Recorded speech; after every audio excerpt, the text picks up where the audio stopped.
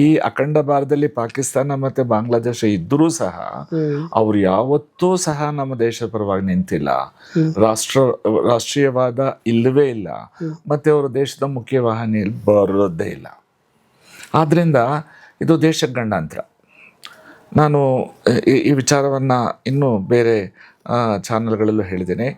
ದೇಶದ ಐಕ್ಯತೆ, ಸಮಗ್ರತೆ ಮತ್ತು ಸಾರ್ವಭೌಮತ್ವಕ್ಕೆ ಇದು ದೊಡ್ಡ ಸವಾಲು.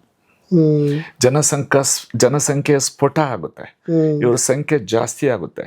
ಯಾವಾಗ ಇವರು ಅವರ ಸಂಖ್ಯೆ ಜಾಸ್ತಿ ಮಾಡ್ಕೋತಾರೋ, ಯಾವುದಾದ್ರು ಒಂದು ಪ್ರದೇಶದಲ್ಲಿ ಪ್ರಭಾವ ಜಾಸ್ತಿ ಆಗುತ್ತೋ, ಕೂಡಲೇ ಈ ಮೆಜಾರಿಟಿ ಕಮ್ಯುನಿಟಿ ಅಥವಾ ಯಾರು ನಮ್ಮ ದೇಶದ ಸ್ನೇಹಿತರು ನಮಸ್ಕಾರ. ನಾನು ನಿಮ್ಮ ರಾಕೇಶ್ ಆರುಂಡಿ. ಬಹಳಷ್ಟು ಗಂಭೀರವಾದಂಥ ವಿಷಯವನ್ನು ಇವತ್ತು ಚರ್ಚೆ ಮಾಡಬೇಕು. ಇವತ್ತು ನಮ್ಮ ಜೊತೆ ಒಬ್ಬ ಅನುಭವಿ ವಕೀಲರು ಅಂತ ಹೇಳ್ಬೋದು, ಮಾಜಿ ಸ್ಟೇಟ್ ಪಬ್ಲಿಕ್ ಪ್ರಾಸಿಕ್ಯೂಟರ್ ಆದಂಥ ದೊರೆ ರಾಜು ಅವರು ಇದ್ದಾರೆ. ನಾವು ಇವತ್ತು ಎತ್ಕೊಂಡಿರ್ತಕ್ಕಂಥ ವಿಷಯ ನಿಮ್ಗೆಲ್ರಿಗೂ ಕೂಡ ಗೊತ್ತಿರ್ಬೋದು. ಇದು ವಿವಾದಾತ್ಮಕವೂ ಕೂಡ ಹೌದು. ಯಾಕೆಂದರೆ ನಿಮ್ಗೆಲ್ರಿಗೂ ಕೂಡ ಗೊತ್ತಿದೆ, ನುಸುಳುಕೋರರು ಇವತ್ತು ಬಾಂಗ್ಲಾದಿಂದ ನುಸುಳುಕೋರರು ಬಹಳಷ್ಟು ಕಬ್ಜಾ ಮಾಡ್ಕೊಳ್ತಿದ್ದಾರೆ ಅಂತ ಹೇಳ್ಬೋದು ಭಾರತವನ್ನು. ಇದೊಂದು ಗಂಭೀರವಾದಂಥ ವಿಷಯ ಅಂತ ನಾನು ಯಾಕೆ ಹೇಳ್ತೀನಿ ಅಂದರೆ, ಇದಕ್ಕೊಂದು ಕೋಮುವಾದದ ಲೇಪನವನ್ನು ಕೂಡ ಮಾಡ್ತಾ ಇದ್ದಾರೆ. ಯಾಕೆಂದರೆ ಹಿಂದೂ ಮುಸ್ಲಿಂ ಅಂತಲೂ ಕೂಡ ಬಂದುಬಿಟ್ಟಿದೆ. ನಿಮಗೆ ಪಶ್ಚಿಮ ಬಂಗಾಳದಲ್ಲಿ ಆಗ್ತಾ ಇರ್ತಕ್ಕಂಥ ಬೆಳವಣಿಗೆ, ಇತ್ತೀಚೆಗೆ ಬೆಂಗಳೂರಿನಲ್ಲೂ ಕೂಡ ಇದ್ರ ಬಗ್ಗೆ ಚರ್ಚೆಗಳಾಗ್ತಾ ಇದೆ. ಬಾಂಗ್ಲಾ ನುಸುಳುಕೋರನ್ನ ಹೊರದಬ್ಬಬೇಕು ಅಂತ ನಮ್ಮ ದೇಶದ ಕಾನೂನು ಏನು ಹೇಳುತ್ತೆ, ಇದ್ರ ಬಗ್ಗೆ ಭಾಳಷ್ಟು ಚರ್ಚೆ ಮಾಡೋದಿದೆ. ನಾನು ಆರಂಭದಲ್ಲಿ ದೊರೆ ರಾಜು ಅವ್ರನ್ನ ವೆಲ್ಕಮ್ ಮಾಡ್ತೀನಿ ಸರ್. ನಮಸ್ತೆ. ತುಂಬ ಸೆನ್ಸಿಬಲ್ ವಿಷಯ ಸರ್. ಇದ್ರ ಬಗ್ಗೆ ಚರ್ಚೆ ಮಾಡ್ತಾ ಹೋದ್ರೆ ತುಂಬ ಆಳವಾಗಿ ತೆರೆದುಕೊಳ್ತಾ ಇದೆ. ಇದನ್ನು ತಡೆಗಟ್ಟೋದು ಹೇಗೆ? ಬಾಂಗ್ಲಾ ನುಸುಳುಕೋರರನ್ನು ತಡೆಗಟ್ಟೋದು ಹೇಗೆ? ಇದನ್ನು ನಾವು ಮತ್ತೆ ಈ ಜಾತಿ ಲೇಪನವನ್ನು, ಧರ್ಮದ ಲೇಪನವನ್ನು ಕೂಡ ಮಾಡ್ತಾ ಇದ್ವಿ. ನಿಮಗೆ ನೀವೇ ಹೇಗೆ ನೋಡ್ತಾ ಇದ್ದೀರಿ ಸರ್ ಇದನ್ನು? ಬಾಂಗ್ಲಾ ನುಸುಳುಕೋರನ್ನು ಸುಳ್ತಾ ಇರೋದು, ಇದನ್ನು ತಡೆಗಟ್ಟೋ ರೀತಿ, ಇದನ್ನು ಹೇಗೆ ನೋಡ್ತಾ ಇದ್ರಿ? ರಾಕೇಶ್, ಈ ವಿಚಾರವನ್ನು ನಾವು ಪಕ್ಷಾತೀತವಾಗಿ ಯೋಚನೆ ಮಾಡಬೇಕು. ಯಾವುದೇ ಪಕ್ಷದವರಾಗಲಿ ಇದನ್ನು ಕೋಮು ವಿಚಾರವಾಗಿ ತಗೋಬಾರ್ದು. ಈ ಬಾಂಗ್ಲಾದೇಶದ ನುಸುಳುಕೋರರು ನಮ್ಮ ದೇಶಕ್ಕೆ ಮುಂದೆ ದೊಡ್ಡ ಕಂಟಕ ಹಾಕ್ತಾರೆ, ಅದರ ಬಗ್ಗೆ ಸಂಶಯನೇ ಇಲ್ಲ. ಆಮೇಲೆ ಸ್ವಲ್ಪ ಹಿನ್ನೆಲೆ ಗಮನಿಸಿದಾಗ 1971ರಲ್ಲಿ ಜೈ ಬಾಂಗ್ಲಾದೇಶ್ ಅನ್ನತಕ್ಕಂಥ ಒಂದು ವಿಚಾರವನ್ನು ಅಂದಿನ ಪ್ರಧಾನಿ ಶ್ರೀಮತಿ ಇಂದಿರಾ ಗಾಂಧಿ ಮಾಡಿದರು. ಸುಮಾರು 1 ಕೋಟಿಗಿಂತಲೂ ಹೆಚ್ಚು ಜನ ಪಾಕಿಸ್ತಾನದಲ್ಲಿ ನಡೀತಾ ಇರ್ತಕ್ಕಂಥ ಅತ್ಯಾಚಾರ, ಹತ್ಯಾಕಾಂಡಕ್ಕೆ ಹೆದರಿ ನಮ್ಮ ದೇಶದೊಳಗಡೆ ಬಂದುಬಿಟ್ಟಿದ್ರು. ಆಗ ಅವರು ನಿಭಾಯಿಸೋಕ್ಕೆ ಆಗ್ತಿರ್ಲಿಲ್ಲ. ಅಂಥ ದೊಡ್ಡ ಪರಿಸ್ಥಿತಿನಲ್ಲಿ ಈಸ್ಟ್ ಪಾಕಿಸ್ತಾನ್, ಈಗಿನ ಬಾಂಗ್ಲಾದೇಶ, ಅದನ್ನು ಹೇಗಾದರೂ ಮಾಡಿ ಆ ಒಂದು ಸಮಸ್ಯೆಯನ್ನು ಬಗೆಹರಿಸಬೇಕು ಅಂತ ಹೇಳಿ ಇಂದಿರಾ ಗಾಂಧಿ ಭಾರತದ ಮೇಲೆ ಇಂದಿರಾ ಗಾಂಧಿಯವರು ಪಾಕಿಸ್ತಾನದ ಮೇಲೆ ಫುಲ್ ಪ್ಲೆಡ್ಜ್ಡ್ ವಾರ್ ಮಾಡಿದರು. ಅನೇಕ ಸಲ ಪಾಕಿಸ್ತಾನಕ್ಕೂ ನಮಗೂ ಏರ್ ಸ್ಟ್ರೈಕ್ಗಳಾಗಿದೆ, ಬಾರ್ಡ್ರು ಘರ್ಷಣೆಗಳಾಗಿದೆ ಗಡಿ ಭಾಗದಲ್ಲಿ, ಮತ್ತು ಬೇರೆ ಬೇರೆ ಯುದ್ಧಗಳು ಈ ರೀತಿ ಕಾರ್ಗಿಲ್ ಎಲ್ಲವೂ ನಡೆದಿದೆ. ಆದರೆ ಪೂರ್ಣ ಪ್ರಮಾಣದ ಯುದ್ಧದಲ್ಲಿ ಭಾರತ ಗೆದ್ದು ಪಾಕಿಸ್ತಾನ ಶರಣಾಗಿದ್ದು 1971ರಲ್ಲಿ. ಅದಾದ ನಂತರ ಬಾಂಗ್ಲಾದೇಶ ಪ್ರತ್ಯೇಕ ರಾಷ್ಟ್ರವಾಗಿ ಉದಯವಾಯಿತು. ಆಮೇಲೆ ನಮ್ಮ ದೇಶದ ಒಳಗಡೆ ಬಂದಂಥ ವಲಸಿಗರು, ಆಗ ಎಲ್ಲ ಪಶ್ಚಿಮ ಬಂಗಾಳದ ಮೂಲದ ಜನ, ಅವರು ಕೆಲವರು ಇಲ್ಲಿ ಉಳ್ಕೊಂಡ್ರು ಮತ್ತು ಅನೇಕ ಜನ ಬಾಂಗ್ಲಾದೇಶಕ್ಕೆ ಹೋದರು. ಆಗ ಬಾಂಗ್ಲಾದೇಶದಲ್ಲಿ ಯಾವುದೇ ಅಭಿವೃದ್ಧಿ ಚಟುವಟಿಕೆಗಳು ಆಗಿರಲಿಲ್ಲ. ಆಗ ಅಲ್ಲಿಗೆ ಬೇಕಾದಂಥ ಪಾರ್ಲಿಮೆಂಟು, ಮುಖ್ಯ ರಸ್ತೆಗಳು, ಪೋಸ್ಟ್ ಆಫೀಸು, ರೈಲ್ವೇಸು ಎಲ್ಲ ಅಭಿವೃದ್ಧಿ ಕಾರ್ಯಗಳನ್ನು ಭಾರತ ಸರ್ಕಾರ ತನ್ನ ಸ್ವಂತ ಹಣಕಾಸಿನ ನೆರವಿನಿಂದ ಅವರನ್ನು ಅಭಿವೃದ್ಧಿಪಡಿಸ್ತು. ಅದಕ್ಕೆ ನಿರಾಶ್ರಿತ ನಿಧಿ ಕೋಟಿಗಟ್ಟಲೆ ಸಂಗ್ರಹ ಮಾಡ್ತು. ಪ್ರತಿಯೊಬ್ಬ ಭಾರತೀಯ ಒಂದು ಪೋಸ್ಟ್ ಕಾರ್ಡ್ ತೊಗೋಬೇಕಾದ್ರೂ, ಒಂದು ಲ್ಯಾಂಡ್ ತೊಗೋಬೇಕಾದ್ರೂ, ಮನಿ ಆರ್ಡರ್ ಫಾರ್ಮ್ ತೊಗೋಬೇಕಾದ್ರೂ ಡಬಲ್ ಹಣ ಕೊಡ್ತಾಯಿದ್ರು. ಅರ್ಧ ದುಡ್ಡು ನಿರಾಶ್ರಿತ ನಿಧಿಗೆ ಹೋಗ್ತಾಯಿತ್ತು, ಅರ್ಧ ದುಡ್ಡು ಸರ್ಕಾರಕ್ಕೆ ಹೋಗ್ತಾಯಿತ್ತು. ಈ ರೀತಿ ನಮ್ಮ ದೇಶವಾಸಿಗಳು ಭಾಳಷ್ಟು ತ್ಯಾಗ ಮಾಡಿ ಆ ದೇಶಕ್ಕೆ ಒಳ್ಳೇದು ಮಾಡಿದ್ದಾರೆ. ಆದರೆ ಇದು ಭಾರತ ಸ್ನೇಹಿ ಆಗಿದ್ದಂಥ ಬಾಂಗ್ಲಾದೇಶ ಇತ್ತೀಚೆಗೆ ನಮಗೆ ಪರಮ ಶತ್ರುವಾಗಿ ಪರಿಣಮಿಸಿದೆ. ಇದು ನಮಗೆ ಕೊಡ್ತಾ ಇರತಕ್ಕಂಥ ತೊಂದರೆ ಅಷ್ಟಿಷ್ಟಲ್ಲ. ಗೆದ್ದ ಸರ್ಕಾರ ಅದನ್ನು ಯಾವ ರೀತಿ ನಿಭಾಯಿಸಬೇಕು ಅಂತ ಅನೇಕ ರೀತಿಯ ರೂಪುರೇಷೆಗಳನ್ನು ರೂಪಿಸ್ತಾ ಇದೆ. ಆದರೆ ಅದನ್ನು ತಡಮಾಡದೆ ಬೇಗ ಜಾರಿಗೆ ತರಬೇಕು ಅನ್ನತಕ್ಕಂಥದ್ದು ಒಬ್ಬ ಈ ದೇಶದ ಪ್ರಜೆಯಾಗಿ ನನ್ನ ಪ್ರಾಮಾಣಿಕ ಅಭಿಪ್ರಾಯ. ಮತ್ತು ಈಗ ಬಾಂಗ್ಲಾದೇಶದ ಮಾಜಿ ಪ್ರಧಾನಿ ಹಸೀನಾ ಅವರು ನಮ್ಮ ದೇಶದೊಳಗೆ ಬಂದಿದ್ದಾರೆ. ಅವ್ರನ್ನೇ ಹೇಗೆ ನೀವು ಇಟ್ಕೊಂಡ್ರಿ, ಅವರು ವಲಸಿಗರಲ್ವ ಅನ್ನೋತಕ್ಕಂಥ ಪ್ರಶ್ನೆಯೂ ಪತ್ರಿಕೆಗಳನ್ನು ನಾನು ನೋಡಿದ್ದೀನಿ. ಬಾಂಗ್ಲಾದೇಶದ ಪ್ರಧಾನಿ ಅವರ ಜೀವ ರಕ್ಷಣೆಗಾಗಿ ಅವಳೊಬ್ಬಳು ರಾಜಕೀಯ ನಿರಾಶ್ರಿತಲಾಗಿ ಬಂದಿರತಕ್ಕಂಥದ್ದು, ಮತ್ತು ಮಾನವೀಯ ದೃಷ್ಟಿಯಿಂದ ಭಾರತ ಸರ್ಕಾರ ಅವಳಿಗೆ ಆಶ್ರಯ ಕೊಡಬೇಕಾದದ್ದು ನಮ್ಮ ಕರ್ತವ್ಯ, ನಾವು ಕೊಟ್ಟಿದ್ದೀವಿ. ಅದೇ ಬೇರೆ ವಿಚಾರ, ಇದೇ ಬೇರೆ ವಿಚಾರ, ಅವೆರಡಕ್ಕೂ ಹೋಲಿಕೆ ಮಾಡೋಕ್ಕೆ ಆಗೋದಿಲ್ಲ. ಈಗ ಈ ಬಾಂಗ್ಲಾದೇಶಿಯರು ಅಕ್ರಮವಾಗಿ ನುಸುಳಿ ಬಂದಂಥವರು ಏನು ಹೇಳ್ತಾರೆ, ನಾವು ತ್ರಿಪುರಾದವರು, ಅಗರ್ತಲಾದವರು, ಅಸ್ಸಾಂನವರು, ಬಾಂಗ್ಲಾದೇಶದವರು, ಈ ರೀತಿ ಬೇರೆ ಬೇರೆ ಪ್ರದೇಶಗಳ ಹೆಸರುಗಳನ್ನ ಹೇಳ್ಕೊಂಡು ಆ ಮೂಲದವರು ಅಂತ ಹೇಳ್ಕೊತಾರೆ. ಅದು ಅಲ್ಲ, ಅವ್ರದ್ದು ನಿಜವಾದ ರೂಪನೇ ಬೇರೆ ಇರುತ್ತೆ. ಬಂದು ಇಲ್ಲಿ ಸೆಟ್ಲ್ ಆದ ನಂತರ ಅವರು ಸುಳ್ಳು ದಾಖಲೆಗಳನ್ನು ಸೃಷ್ಟಿ ಮಾಡಿ ಮೊದಲಿಗೆ ಮಧ್ಯವರ್ತಿಗಳ ಮುಖಾಂತರ ಆಧಾರ್ ಕಾರ್ಡ್ ತೊಗೋತಾರೆ, ಪ್ಯಾನ್ ಕಾರ್ಡ್ ತೊಗೋತಾರೆ, ಡ್ರೈವಿಂಗ್ ಲೈಸೆನ್ಸ್ ತೊಗೋತಾರೆ, ರೇಷನ್ ಕಾರ್ಡ್ ತೊಗೋತಾರೆ, ಬ್ಯಾಂಕ್ ಲೋನ್ಗಳು ಎಲ್ಲ ಲೋನ್ ತೊಗೋತಾರೆ, ಎಲ್ಲೋ ಫೇಕೆ. ಆ ಎಲ್ಲ ದಾಖಲೆಗಳನ್ನು ಎಷ್ಟೋ ಜನ, ಲಕ್ಷಗಟ್ಟಲೆ ಜನ ಭಾರತದಲ್ಲಿ ಎಲ್ಲ ಕಡೆ ಹರಿದು ಹಂಚೋಗಿದ್ದಾರೆ. ಕೇರಳದಲ್ಲೂ ತುಂಬ ಜನ ಇದ್ದಾರೆ ಅಂತ ನಾನು ಕೇಳ್ಪಟ್ಟಿದ್ದೇನೆ.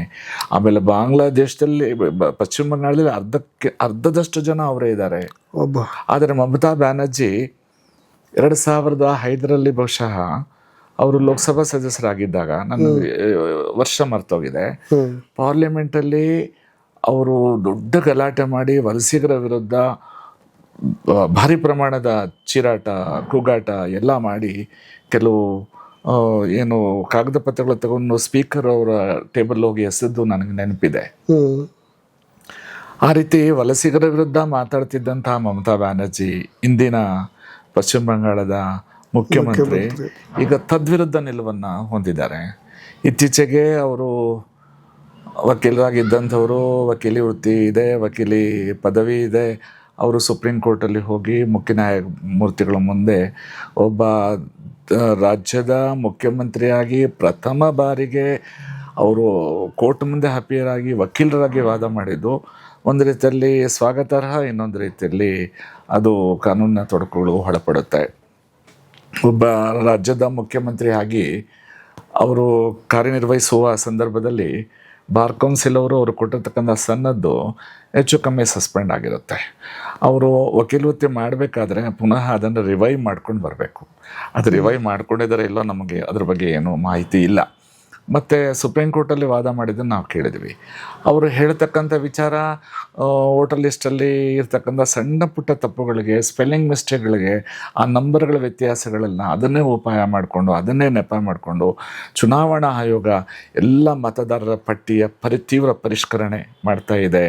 SIR ಅಂತ, ಸ್ಪೆಷಲ್ ಇಂಟೆನ್ಸಿವ್ ಡ್ರೈವ್ ಅಂತ ಏನು ಕರೀತಿದ್ದಾರೆ, ಆ ಚುನಾವಣಾ ಆಯೋಗ ಅದು ಸರಿಯಲ್ಲ, ಅದು ಚುನಾವಣಾ ಆಯೋಗ ಅಲ್ಲ, ಅದು ವಾಟ್ಸಪ್ ಆಯೋಗ. WhatsApp, it is not election commission, it is WhatsApp commission ಅಂತ ಹೇಳಿ ಅವರು ವಾದ ಮಾಡಿದ್ದನ್ನು ನಾವು ಮೀಡಿಯಾಗಳಲ್ಲಿ ನೋಡಿದ್ದೀವಿ.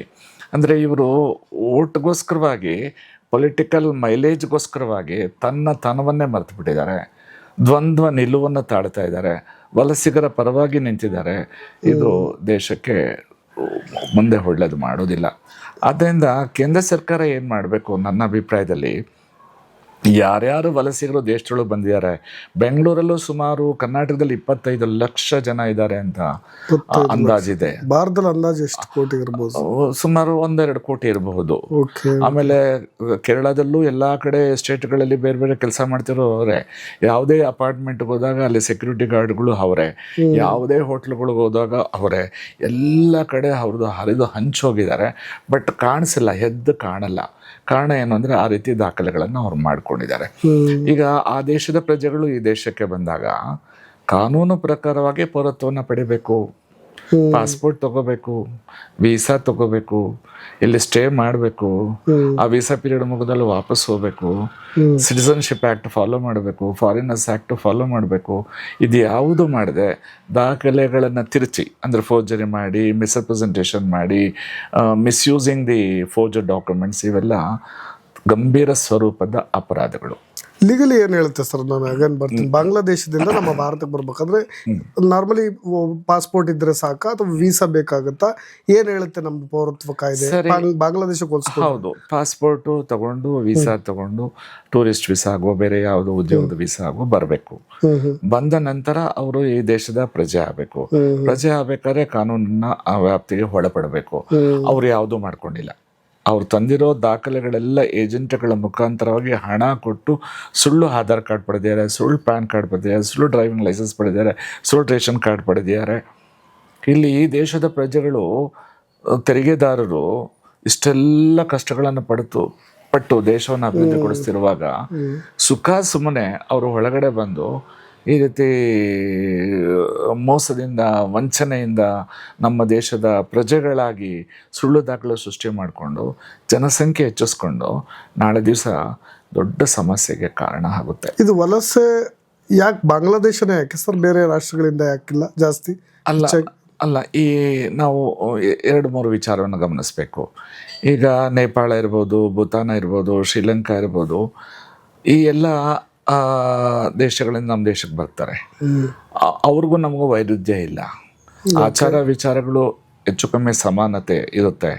ಯಾಕಂದ್ರೆ ಒಂದು ಕಾಲದಲ್ಲಿ ಅವರೆಲ್ಲ ಅಖಂಡ ಭಾರತದಲ್ಲಿ ಇದ್ದವರು. ಆದರೆ ಈ ಅಖಂಡ ಭಾರತದಲ್ಲಿ ಪಾಕಿಸ್ತಾನ ಮತ್ತೆ ಬಾಂಗ್ಲಾದೇಶ ಇದ್ರೂ ಸಹ ಅವ್ರು ಯಾವತ್ತೂ ಸಹ ನಮ್ಮ ದೇಶದ ಪರವಾಗಿ ನಿಂತಿಲ್ಲ. ರಾಷ್ಟ್ರೀಯವಾದ ಇಲ್ಲವೇ ಇಲ್ಲ, ಮತ್ತೆ ಅವರು ದೇಶದ ಮುಖ್ಯ ವಾಹಿನಿಯಲ್ಲಿ ಬರೋದೇ ಇಲ್ಲ. ಆದ್ರಿಂದ ಇದು ದೇಶಕ್ಕೆ ಗಂಡಾಂತರ. ನಾನು ಈ ವಿಚಾರವನ್ನು ಇನ್ನೂ ಬೇರೆ ಚಾನಲ್ಗಳಲ್ಲೂ ಹೇಳಿದ್ದೀನಿ. ದೇಶದ ಐಕ್ಯತೆ, ಸಮಗ್ರತೆ ಮತ್ತು ಸಾರ್ವಭೌಮತ್ವಕ್ಕೆ ಇದು ದೊಡ್ಡ ಸವಾಲು. ಜನಸಂಖ್ಯೆಯ ಸ್ಫೋಟ ಆಗುತ್ತೆ, ಇವ್ರ ಸಂಖ್ಯೆ ಜಾಸ್ತಿ ಆಗುತ್ತೆ. ಯಾವಾಗ ಇವರು ಅವರ ಸಂಖ್ಯೆ ಜಾಸ್ತಿ ಮಾಡ್ಕೋತಾರೋ, ಯಾವುದಾದ್ರು ಒಂದು ಪ್ರದೇಶದಲ್ಲಿ ಪ್ರಭಾವ ಜಾಸ್ತಿ ಆಗುತ್ತೋ, ಕೂಡಲೇ ಈ ಮೆಜಾರಿಟಿ ಕಮ್ಯುನಿಟಿ ಅಥವಾ ಯಾರು ನಮ್ಮ ದೇಶದ ವಾಸಿಗಳಿದ್ದಾರೆ ಅವ್ರನ್ನ ಒಳಗೆ ಬಿಟ್ಕೊಳ್ಳಲ್ಲ, ಅವ್ರನ್ನ ಪ್ರತ್ಯೇಕವಾಗಿ ನೋಡ್ತಾರೆ, ಅವ್ರ ಮೇಲೆ ಹಿಂಸಾಚಾರ ಮಾಡ್ತಾರೆ. ಮತ್ತು ಮೊನ್ನೆ ಕನ್ನಡ ಟಿವಿಯ ಕೆಲವರು ಹೋಗಿ ಇಂಟರ್ವ್ಯೂ ಮಾಡ್ತಿರೋ ಸಂದರ್ಭದಲ್ಲಿ ಅಲ್ಲಿ ಬೋಲೋ ಭಾರತ್ ಮಾತಾ ಕಿ ಜೈ ಅಂದಾಗ ಇವರು ಜೈ ಬಾಂಗ್ಲಾದೇಶ್ ಅಂತ ವಲಸಿಗರು ಕೂಗಿದ್ದಾರೆ. ನಾವು ಅದನ್ನು ಮೀಡಿಯಾದಲ್ಲಿ, ನಾನು ಟಿವಿಗಳಲ್ಲಿ ನೋಡಿದ್ದೀನಿ ಅದನ್ನು. ಇದು ಸಣ್ಣ ವಿಚಾರ ಅಲ್ಲ. ಹಿಂದೇನೂ ನಾವು ಹೀಗೆ ಮಾಡಿ ನಮ್ಮ ಪೂರ್ವಜರು ದೊಡ್ಡ ದೊಡ್ಡ ನಾಯಕರುಗಳು ಈ ದೇಶವನ್ನು ವಿಭಜನೆ ಮಾಡಿ ಇವತ್ತಿಷ್ಟೆಲ್ಲ ಕಷ್ಟಕ್ಕೆ ನಾವು ಸಿಕ್ಕಾಕೊಂಡಿದ್ದೀವಿ. ಅದಕ್ಕೆ ಬ್ರಿಟಿಷರು ಒಂದಷ್ಟು ಮಸಾಲೆ ಮಾಡಿದರು. ಬ್ರಿಟಿಷರ ಒಡೆದು ಆಳುವ ನೀತಿ, ಡಿವೈಡ್ ಅಂಡ್ ರೂಲಿಂದ ನಾವು ಹರಿದು ಹಂಚೋಬಿಟ್ವಿ. ಅಖಂಡ ಭಾರತ ಇವತ್ತು ಈ ಭಾರತ ಆಗಿದೆ. ಇವತ್ತಿವ್ರನ್ನೆಲ್ಲ ಎನ್ಕರೇಜ್ ಮಾಡ್ತಾ ಇರೋದು ಯಾರು ಸರ್? ಇದು ನಮ್ಮ ರಾಜಕಾರಣಿಗಳು. ಅದಕ್ಕೆ ನಾನು ಮೊದಲೇ ಹೇಳಿದೆ, ಪಕ್ಷಾತೀತವಾಗಿ ಎಲ್ಲವನ್ನ ಮರೆತು ದೇಶ ಉಳಿಸ್ಕೋಬೇಕಾದ್ರೆ ಅದು ಕಾಂಗ್ರೆಸ್ ಆಗಲಿ, ದಳ ಆಗಲಿ, BJP ಆಗಲಿ, ಕಮ್ಯುನಿಸ್ಟ್ ಆಗಲಿ, DMK ಎಲ್ಲರೂ ಸಹ ಈ ವಿಚಾರದಲ್ಲಿ ಬಹಳ ದೃಢವಾದ ನಿಲುವು ತಾಳಬೇಕು ರಾಕೇಶ್. ಮತ್ತೆ ಒಂದು ವೇಳೆ ಇವರು ಮಾಡಲಿಲ್ಲ, ವಿತ್ತಂಡವಾದ ಮಾಡಿಕೊಂಡು ಓಟ್ಗೋಸ್ಕರವಾಗಿ ಇವರನ್ನ ಏನು ತುಷ್ಟೀಕರಣ ಮಾಡಿಕೊಂಡು ಬೆಳೆಸ್ಕೊಂಡು ಇವರಿಗೆ ಸೈಟ್ಗಳು ಕೊಡೋದು, ಬೇರೆ ಬೇರೆ ಅನುಕೂಲಗಳು ಕೊಡೋದು ಎಲ್ಲ ಮಾಡಿಕೊಟ್ರೆ ಅವರೇನೇ ದೇಶದ ಬಗ್ಗೆ ಶ್ರದ್ಧೆಯಿಂದ ನಡ್ಕೊಳ್ಳಲ್ಲ. ಆಮೇಲೆ ನಮ್ಮ ಜೊತೆ ಹೊಂದ್ಕೊಳ್ಳೋದೇ ಇಲ್ಲ, ನಮ್ಮ ಮುಖ್ಯ ವಾಹಿನಿಗೆ ಬರೋದೇ ಇಲ್ಲ. ಆದ್ರಿಂದ ಇವನ್ನೆಲ್ಲನೂ ಪತ್ತೆ ಹಚ್ಚಬೇಕು. ಕೇಂದ್ರ ಗೂಢಚಾರ ಇಲಾಖೆ, ರಾಜ್ಯ ಗೂಢಚಾರ ಇಲಾಖೆ, ಮತ್ತು ನಮ್ಮ IB, ಎಕ್ಸ್ಟರ್ನಲ್ ಅಫೇರ್ಸ್ ಮಿನಿಸ್ಟ್ರಿ, ವಿದೇಶಾಂಗ ಇಲಾಖೆಗಳು ಇವೆಲ್ಲರೂ ಒಟ್ಟಾಗಿ ಸಹಯೋಗದಿಂದ ಇದನ್ನು ಕಾರ್ಯಕ್ರಮ ರೂಪಿಸಿ ಕ್ರಿಯಾಶೀಲರಾಗಿ ಇವನ್ನೆಲ್ಲನೂ ಪತ್ತೆ ಹಚ್ಚಿ ನಿಮ್ಮ ದೇಶಕ್ಕೆ ಹೋಗಿ ಅಂತೇಳಿ ಅವ್ರಿಗೆ ಎಚ್ಚರಿಕೆ ಕೊಡಬೇಕು. ಒಂದು ವೇಳೆ ಕೊಡಲಿಲ್ಲ ಅಂದರೆ ಕಾನೂನು ಕ್ರಮ ಜರುಗಿಸ್ಲೇಬೇಕು. ಇಲ್ಲದೆ ಹೋದರೆ ನಾವು ದೊಡ್ಡ ಕಷ್ಟಗಳಿಗೆ ಸಿಕ್ಕಾಕೋತೀವಿ. ನಾವು ಇವನ್ ಪಶ್ಚಿಮ ಬಂಗಾಳ ಎಕ್ಸಾಂಪಲ್ ತಗೊಂಡ್ರೆ, ನೀವು ಹೇಳ್ತಾ ಇದ್ರಿ ಇದು ದೊಡ್ಡ ಗಂಡಾಂತರ, ಇದನ್ನ ತುಂಬಾ ಚೆನ್ನಾಗಿ ಹ್ಯಾಂಡಲ್ ಮಾಡಬೇಕು ಅಂತ. ಕೇಂದ್ರ ಸರ್ಕಾರ ಅದನ್ನ ಮಾಡ್ತಾ ಇದೆಯಾ, ಚುನಾವಣಾ ಆಯೋಗ ಮಾಡ್ತಾ ಇದೆಯಲ್ಲೋ ಗೊತ್ತಿಲ್ಲ. ಬಟ್ ನೋಡಿ, ಅದ್ರ ವಿರುದ್ಧವಾಗಿ ಈಗ ಬಹಳ ಆ ಸರ್ಕಾರ ವಿರುದ್ಧ ತಿರುಗಿ ನಿಂತಿರೋದು, ಇದು ಯಾವ ರೀತಿಯಾಗಿ ಹ್ಯಾಂಡಲ್ ಮಾಡ್ತಾ ಇದೆ ಚುನಾವಣಾ ಆಯೋಗ ಅಂತ? ಈಗ ಕೇಂದ್ರ ಸರ್ಕಾರ ಇದರ ಬಗ್ಗೆ ಒಂದಷ್ಟು ಗಮನ ಕೊಟ್ಟಿದೆ, ಮಾಡ್ತಾ ಇದೆ. ಈ SIR ಅದೇನು ಮತದಾರರ ತೀವ್ರ ಪರಿಷ್ಕರಣೆ ಏನು ಎಲ್ಲ ರಾಜ್ಯಗಳಲ್ಲಿ ಮಾಡ್ತಿದ್ದಾರೆ, ಅದರಿಂದ ಈ ವಲಸಿಗರ ಸಮಸ್ಯೆ ಒಂದಷ್ಟು ಬಿಗಡಾಯಿಸು ತಪ್ತಾ ಇದೆ. ಮತ್ತೆ ಅಕ್ರಮವಾಗಿ ಯಾರು ಮತದಾರ ಪಟ್ಟಿ ಸೇರ್ಕೊಂಡಿದ್ದಾರೆ ಅವರೆಲ್ಲ ಹೊರಗಡೆ ಹೋಗ್ತಾ ಇದ್ದಾರೆ. ಅದು ಕಾನೂನಾತ್ಮಕವಾಗಿ, ಹೌದು, ಕಾನೂನಾತ್ಮಕವಾಗಿ. ಆದ್ರೆ ಅದು ಕಾನೂನಾತ್ಮಕವಾಗಿದ್ರೂ ಸಹ SIR ಬೇಡ ಅಂತ ಹೇಳಿ ಪ್ರತಿರೋಧ ಯಾಕೆ ಮಾಡ್ತಿದ್ದಾರೆ ಅಂದ್ರೆ ಅವ್ರು ಓಟ್ಗೋಸ್ಕರವಾಗಿ. ಅವ್ರು ಓಟ್ ಬೇಕೇ ಹೊರತು ದೇಶ ಬೇಡ. ಅದು ಈ ಪರಿಸ್ಥಿತಿ ನಡೀತಾ ಇದೆ. ಈಗ CAA ಬಂತು ಮೊದಲು, ಅದು ಬೇರೆ ಬೇರೆ ದೇಶಗಳಲ್ಲಿ ಇರ್ತಕ್ಕಂಥ ಅಲ್ಪಸಂಖ್ಯಾತ ಧಾರ್ಮಿಕ ಕಾರಣಗಳಿಗಾಗಿ ಎದುರಿಸ್ತಿರೋ ಸಮಸ್ಯೆಗಳನ್ನು ಹೋಗ್ಲಾಡಿಸ್ಬೇಕು ಅಂತ ಏನೋ ಒಂದಷ್ಟು ತಿದ್ದುಪಡಿ ತಂದು ಕಾಯ್ದೆ ತಂದ್ರು, ಅದು ಜಾರಿ ಬರಲಿಲ್ಲ. ಈಗ SIR ಅದೊಂದು ನಿಜವಾಗ್ಲೂ ಒಂದು ಉತ್ತಮವಾದ ವಿಚಾರ ಕೇಂದ್ರ ಸರ್ಕಾರ ಮಾಡೋ, ಅದಕ್ಕೂ ಸಹ ನಾವು ಪ್ರತಿರೋಧ ವ್ಯಕ್ತಪಡಿಸ್ತಾ ಇದ್ದೀವಿ. ವಾದಕ್ಕಾಗಿ ವಾದ, ವಿರೋಧಕ್ಕಾಗಿ ವಿರೋಧ ಮಾಡ್ತಿದ್ದಾರೆ ಹೊತ್ತು ಅದರಲ್ಲಿ ಏನಿದೆ ಅನ್ನತಕ್ಕಂಥದ್ದನ್ನು ನಾವು ಯೋಚನೆ ಮಾಡ್ತಾ ಇಲ್ಲ. ಆಗಿರೋದ್ರಿಂದ ಮುಂದೆ ದೇಶಕ್ಕೆ ತುಂಬ ಕಷ್ಟ ಆಗುತ್ತೆ. ಜೊತೆಗೆ ಎಲ್ಲ ಸಮಸ್ಯೆಗಳು ಅಮೆರಿಕ ಬೇಕಾಗಿದೆ. ಅಮೆರಿಕಾದಲ್ಲಿರ್ತಕ್ಕಂಥ ಡೀಪ್ ಸ್ಟೇಟ್ ಅನ್ನತಕ್ಕಂಥ ಒಂದು ವಿಚಾರ, ಅವ್ರದ್ದು ಕಾರ್ಯವೈಖರಿ ಹೇಗಿದೆ ಅಂದರೆ ಅಲ್ಲಿರ್ತಕ್ಕಂಥ ಅತ್ಯಂತ ಶ್ರೀಮಂತರು ಈ ಗೂಢಚಾರ ಇಲಾಖೆಗಳ ಜೊತೆಗೆಲ್ಲ ಸೇರಿಕೊಂಡು ಕೋಟಿ ಕೋಟಿ ಹಣ ತಗೊಂಡು ಯಾವ ದೇಶದವರು ಅವ್ರ ಜೊತೆಗೆ ಹೊಂದಾಣಿಕೆ ಮಾಡ್ಕೊಳ್ಳಲ್ಲ, ಯಾವ ದೇಶದವ್ರು ಅವ್ರ ಮಾತು ಕೇಳಲ್ವೋ ಅಲ್ಲಿಗೆ ಹಣ ಸುರಿದು ಗಲಭೆ ಎಬ್ಬರಿಸಿ ದಂಗೆ ಎಬ್ಬರಿಸಿ ಸೈನಿಕ ಕಾರ್ಯಾಚರಣೆ ಹಾಕಿ ಸುಮಾರು ದೇಶಗಳನ್ನು ಅವರು ಹಾಳು ಮಾಡಿದ್ದಾರೆ. ನಾವು ಚರಿತ್ರೆದೆಲ್ಲ ಗಮನಿಸಿದ್ದೀವಿ. ಈಗ ಆ ಒಂದು ಕೆಲಸ ಬಾಂಗ್ಲಾದೇಶ ಮೂಲಕ ಪಾಕಿಸ್ತಾನ ಮೂಲಕ ನಮ್ಮೇಲೂ ಮಾಡ್ತಿದ್ದಾರೆ. ಇದು ಎಲ್ಲರೂ ಗೊತ್ತಿದೆ. ಆದರೆ ಇದನ್ನು ಹೇಗೆ ತಡಿಬೇಕು ಅನ್ನೋ ವಿಚಾರದಲ್ಲಿ ನಾವು ಬೇಗ ಕ್ರಮ ತಗೋಬೇಕು. ಕರ್ನಾಟಕದ ಬಗ್ಗೆ ನಿಮಗೆ ಕರ್ನಾಟಕ ಡೆಮೋಗ್ರಫಿ ಆಳ ಆಗಲ ಎಲ್ಲವೂ ಕೂಡ ಗೊತ್ತಿರೋದ್ರಿಂದ ನಾನು ಹೇಳ್ತಾ ಇದ್ದೆ, ಬೆಂಗಳೂರಿನಲ್ಲೂ ಕೂಡ ಅಕ್ರಮ ವಲಸಿಗರು ಗೊತ್ತೇ ಜಾಸ್ತಿ ಜನಸಂಖ್ಯೆ ಆಗ್ತಾ ಇದೆ ಹಾಗೆ ಹೀಗೆ ಅಂತ ಎಲ್ಲ. ನಿಮ್ಮ ಕರ್ನಾಟಕದ ಪರಿಸ್ಥಿತಿ ಹೇಗಿದೆ ಸರ್? ಜಾಸ್ತಿ ಆಗ್ತಾ ಇದೆಯಾ? ಪಾಪ್ಯುಲೇಷನ್ ಜಾಸ್ತಿ ಇದೆಯಾ ಬಾಂಗ್ಲಾ ವಲಸಿಗರದ್ದು? ಅಲ್ಲ, ಬಾಂಗ್ಲಾ ವಲಸಿಗರು ತುಂಬ ಜನ ಕರ್ನಾಟಕದೊಳಗೆ ಬಂದಿದ್ದಾರೆ. ಈ ವಿಚಾರದಲ್ಲಿ ಯಾವ ರೀತಿ ಕ್ರಮ ಕೈಗೊಳ್ಳಬೇಕು ಆ ಕ್ರಮವನ್ನು ಸರ್ಕಾರ ಮಾಡ್ತಾ ಇಲ್ಲ, ವಿಶೇಷವಾಗಿ ರಾಜ್ಯ ಸರ್ಕಾರ ಮಾಡ್ತಾ ಇಲ್ಲ. ರಾಜ್ಯ ಸರ್ಕಾರ ಏನು ಮಾಡ್ತಾ ಇದೆ, ಅಪೀಸ್ಮೆಂಟ್ ಪಾಲಿಸಿ, ತುಷ್ಟೀಕರಣ ನೀತಿ. ಅವ್ರಿಗೆ ಏನು ಬೇಕೋ ಎಲ್ಲ ಸೌಲಭ್ಯ ಕೊಡ್ತಾರೆ, ಅವ್ರ ಪರವಾಗಿ ಮಾತಾಡ್ತಾರೆ. ಅವ್ರು ನಮ್ಮ ಅಣ್ಣ ತಮ್ಮಂದ್ರು ಅಂತಾರೆ, ಅವ್ರ ವಿಚಾರದಲ್ಲಿ ನೀವು ವಿರುದ್ಧ ಮಾತಾಡಬಾರ್ದ್ರಿ, ಅದು ರಕ್ತ ಹರಿದ್ರೂ ಪರವಾಗಿಲ್ಲ ಅಂತಾರೆ. ಮುಂದಿನ ಜನ್ಮದಲ್ಲಿ ನಾನು ಅವರ ಮನೆಯಲ್ಲೇ ಹುಟ್ಟಬೇಕು ನಾನು ಅಂತ ಹೇಳಿ ದೊಡ್ಡವರೆಲ್ಲನೂ ಹೇಳಿದ್ದಾರೆ. ಅಲ್ಲ, ಈ ಕಾರಣಕ್ಕಾಗಿ ಏನಾಗ್ತಿದೆ, ಅವ್ರದ್ದು ಸಂಖ್ಯೆ ಸ್ಫೋಟ ಆಗುತ್ತೆ.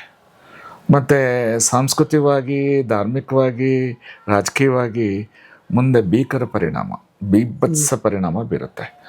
ಮುಂದಿನ ಚುನಾವಣೆಗಳಲ್ಲಿ ಅವರೇ ಗೆದ್ದು ಬರ್ತಾರೆ, ಅವರೇ ದೇಶವನ್ನು ಆಳ್ತಾರೆ. ಅಲ್ಲ, ಇದು ಸಣ್ಣ ವಿಚಾರ ಅಲ್ಲ. ಆಮೇಲೆ ಮತಾಂತರ ಯಥೇಚ್ಛವಾಗಿ ನಡೀತದೆ. ಆಮೇಲೆ ಯಾರೂ ಸಹ ಇಲ್ಲಿ ಸಂತೃಪ್ತಿಯಾಗಿ ಜೀವನ ನಡೆಸೋದು ಆಗಲ್ಲ.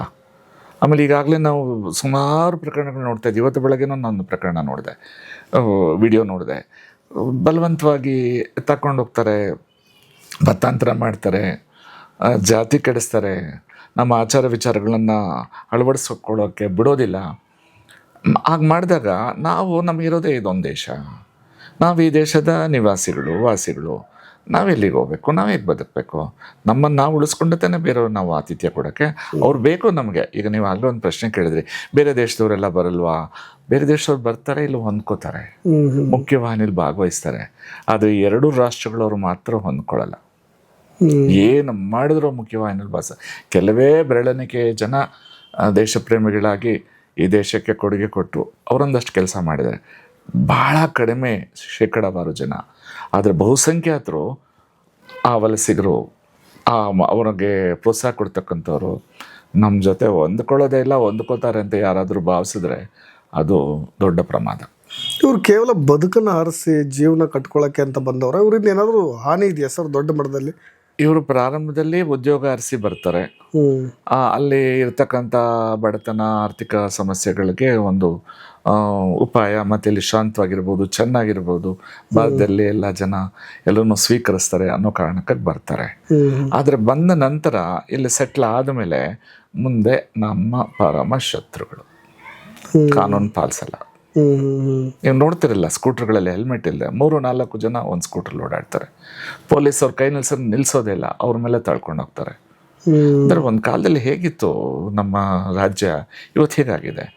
ರಾಜ್ಯದ ಮೂಲೆ ಮೂಲೆಗಳಲ್ಲಿ, ಎಲ್ಲ ಕಾಫಿ ಎಸ್ಟೇಟ್ಗಳಲ್ಲಿ, ಎಲ್ಲ ಅಗ್ರಿಕಲ್ಚರ್ ಫೀಲ್ಡ್ಗಳಲ್ಲಿ, ಎಲ್ಲ ಇಂಡಸ್ಟ್ರಿಗಳಲ್ಲಿ, ಎಲ್ಲ ಸ್ಪಾನ್ಸರ್ ಇಂಡಸ್ಟ್ರೀಸಲ್ಲಿ ಎಲ್ಲ ಕಡೆ ಅವ್ರು ನುಸುಳಿದ್ದಾರೆ. ಅದೃಷ್ಟಕ್ಕೆ ಸರ್ಕಾರಿ ನೌಕರಿ ಅವ್ರಿಗೆ ಇನ್ನೂ ಸಿಕ್ಕಿಲ್ಲ. ಮುಂದೆ ಏನಾಗುತ್ತೋ ಗೊತ್ತಿಲ್ಲ. ಜೊತೆಗೆ ಇತ್ತೀಚೆಗೆ ನಾವು ಪುನೀತ್ ಕೆರೆಹಳ್ಳಿ ಅಂತ ಒಬ್ಬ ವ್ಯಕ್ತಿ ಇದೇ ಬಾಂಗ್ಲಾ ಸುಳುಕೋರ್ನ ಪತ್ತೆ ಹಚ್ಚಿ ಸರ್ಕಾರಕ್ಕೆ ತಿಳಿ ಹೇಳೋ ಕೆಲಸವನ್ನು ಮಾಡೋದು. ತಿಳಿ ಹೇಳೋದು ಅಂತಲ್ಲ, ತಿವಿಯೋ ಕೆಲಸನೂ ಇರ್ಬೋದು. ಬಟ್ ಅವ್ರು ತೆಗೆದುಕೊಂಡ ನಿರ್ಧಾರ ಇದೆಯಲ್ಲ, ವೈಯಕ್ತಿಕವಾಗಿ ನುಗ್ಗೋದು, ಅವ್ರಿಗೆ ಹೆದರ್ಸೋದು, ಬೆದರ್ಸೋದು, ಇದನ್ನ ಹೇಗೆ ನೋಡ್ತೀರಾ ಸರ್ ನೀವು? ಅದು ಸರಿ ಅಂತ ಅನ್ಸತ್ತಾ, ಅಥವಾ ಆ ಥರ ಪತ್ತೆ ಹಚ್ಚೋದು ಕ್ರಮ? ಪುನೀತ್ ಕೆರೆಹಳ್ಳಿ ಬೆದರಿಸೋದು ನಾನು ಮಾಧ್ಯಮಗಳಲ್ಲಿ ನೋಡಿ ಕಂಡು ಬಂದಿಲ್ಲ. ಅವರು ಒಳಗಡೆ ಹೋಗಿ ಅವ್ರ ದಾಖಲೆಗಳನ್ನು ಪರಿಶೀಲನೆ ಮಾಡಿದ್ದಾರೆ. ಆ ಕೆಲಸ ಪೊಲೀಸರು ಮಾಡಬೇಕಾಯಿತು. ಸರ್ಕಾರ ಎಸ್ ಬಿ ಸ್ಪೆಷಲ್ ಬ್ರಾಂಚ್ ಇದೆಯಲ್ಲ, ಉದಾಹರಣೆ ಕರ್ನಾಟಕದಲ್ಲಿ ಎಲ್ಲ ಜಿಲ್ಲೆಗಳಲ್ಲೂ ಸೂಪರಿಂಟೆಂಡೆಂಟ್ ಆಫ್ ಪೊಲೀಸ್ ಕೆಳಗಡೆ ಸ್ಪೆಷಲ್ ಬ್ರಾಂಚ್ ಇದೆ. ಇಲ್ಲಿ ಬೆಂಗಳೂರಲ್ಲೂ ಪೊಲೀಸ್ ಕಮಿಷನರ್ ಕೆಳಗಡೆ ಸಿಟಿ ಸ್ಪೆಷಲ್ ಬ್ರಾಂಚ್ ಇದೆ. DGP ಕೆಳಗಡೆ ಸ್ಟೇಟ್ ಸ್ಪೆಷಲ್ ಬ್ರಾಂಚ್ ಇದೆ. ಅವ್ರ ಕೆಲಸ ಏನು, ಯಾರ್ಯಾರು ವಲಸಿಗರು ಅಕ್ರಮವಾಗಿ ಎಲ್ಲೆಲ್ಲಿ ವಾಸ ಮಾಡ್ತಾರೆ, ಏನೋ ಉದ್ಯೋಗ ಮಾಡ್ತಿದ್ದಾರೆ, ಕಾನೂನು ಬಾಹಿರವಾಗಿ ಏನು ಮಾಡ್ತಿದ್ದಾರೆ, ಮತ್ತೊಂದು ಏನು ಮಾಡಿ ಇವೆಲ್ಲವನ್ನ ಪತ್ತೆ ಹಚ್ಚಬೇಕು. ಅಂತ ಕಾನೂನು ಬಾಹಿರ ಬಂದಿರ್ತಕ್ಕಂಥವ್ರನ್ನೆಲ್ಲ ಹೊರಗಡೆ ಹಾಕಬೇಕು. ಆ ಕೆಲಸ ಮಾಡ್ತಾ ಇಲ್ಲ. ರಾಜ್ಯದ ಮೂಲೆ ಮೂಲೆಗಳಲ್ಲಿ ಇವ್ರು ನೆಲೆಸಿದ್ದಾರೆ. ಕೆಲವು ಕಡೆ ರಿಯಲ್ ಹೆಸರು ಇಟ್ಕೊಂಡಿದ್ದಾರೆ, ಕೆಲವು ಬೇರೆ ಹೆಸರು ಇಟ್ಕೊಂಡಿದ್ದಾರೆ. ಬಟ್ ಎಲ್ಲ ದಾಖಲೆಗಳು ಮಾಡ್ಕೊಂಡಿದ್ದಾರೆ, ಎಲ್ಲ ಸೌಲಭ್ಯ ಪಡಿತಾ ಇದ್ದಾರೆ. ನಮ್ಮ ದೇಶವಾಸಿಗಳು, ನಮ್ಮ ರಾಜ್ಯ ಜನತೆ ಏನು ಟ್ಯಾಕ್ಸ್ ಕೊಟ್ಟು ಏನೆಲ್ಲ ಮಾಡ್ತಿದ್ದಾರೆ, ಆ ತೆರಿಗೆದಾರರಿಗೆ ಇಲ್ಲದ ಸೌಲಭ್ಯಗಳು ಇವರು ಸಿಗ್ತಾ ಇದೆ. ಕಾರಣ ಏನಂದರೆ ಕೆಲವು ರಾಜಕೀಯ ನಾಯಕರು ಅವ್ರ ಜೊತೆ ಸೇರ್ಕೊಂಡಿದ್ದಾರೆ. ಮತ್ತು ಅದನ್ನು ಒಂದು ಏಜೆನ್ಸಿಗಳಿದೆ, ಅವರನ್ನು ಕರ್ಕೊಂಬರೋದು, ಗುಂಪಾಗಿ ಕರ್ಕೊಂಬರೋದು, ಅವ್ರ ರೈಲ್ವೆ ಸ್ಟೇಷನ್ ಬಂದ ಕೂಡಲೇ ಅವ್ರನ್ನ ಸ್ವಾಗತಿಸೋದು, ಅವ್ರು ಕರ್ಕೊಂಡೋಗಿ ಯಾವುದೋ ಏರಿಯಾದಲ್ಲಿ ಸೆಟ್ಲ್ ಮಾಡಿಸೋದು, ಸ್ಲಮ್ಗಳನ್ನು ಡೆವಲಪ್ ಮಾಡೋದು, ಆಮೇಲಿಂದ ಅವ್ರು ಭಾಳ ವರ್ಷಗಳಿಂದ ಇಲ್ಲೇ ಇದ್ದಾರೆ ಅಂತ ದಾಖಲೆಗಳು ತೋರಿಸ್ಬಿಟ್ಟಿದ್ದೇನೆ ಅವ್ರಿಗೆ ಏನು ರೆಗ್ಯುಲರೈಸ್ ಮಾಡಿ ಸೆಟ್ಲ್ ಕೊಡಿ, ಸೌಲಭ್ಯ ಕೊಡಿ ಅಂತ ಕೇಳೋದು. ಇದು ಸೂಕ್ಷ್ಮವಾದ ವಿಚಾರ. ತುಂಬ ಯೋಚನೆ ಮಾಡಬೇಕು ನಾವು.